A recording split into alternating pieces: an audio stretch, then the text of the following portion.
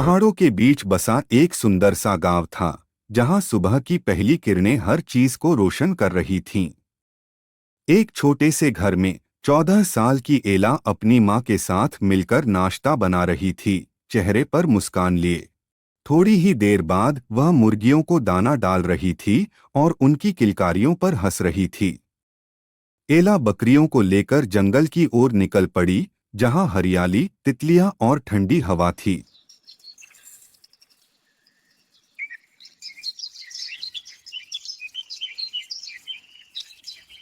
तभी उसे एक पेड़ के नीचे छोटा सा लड़का रोता हुआ दिखाई दिया। वह उसके पास गई और धीरे से पूछा, क्या हुआ? लड़के ने रोते हुए बताया कि उसकी जादुई अंगूठी खो गई है। एला ने अपनी जेब से अंगूठी निकाली और लड़के की आंखों में चमक आ गई। लड़के ने खुशी से धन्यवाद कहा, फिर चांदी की डिब्बी निकाली, कुछ पढ़ा और अचानक गायब हो गया।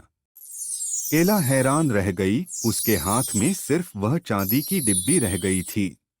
डिब्बी खोलने पर उसमें एक चमकता हुआ बीज था, जैसे कोई खास चीज हो। रात को उसने वह बीज अपने बगीचे में बो दिया और थोड़ा सा पानी डाल दिया।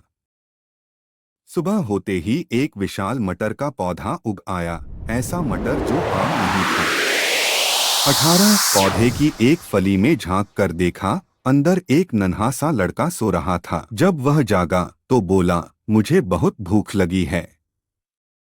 एला ने उसे एक कपड़े में लपेटा और घोड़े पर बैठकर पहाड़ियों की तरफ चल पड़ी।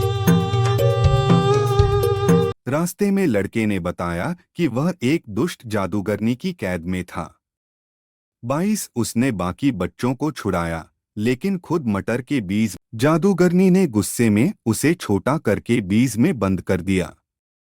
24 घर पहुंचकर एला ने अखरोट का हलवा बनाया, जिसकी खुशबू पूरे घर में फैल गई।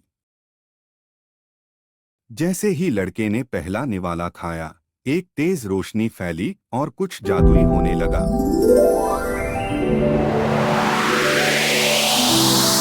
एला और केश ने मुस्कुराकर अपने जादुई दोस्त को अलविदा कहा। अब वो जान चुके थे, जब तक वो एक दूसरे के साथ हैं, कोई मुश्किल बड़ी नहीं।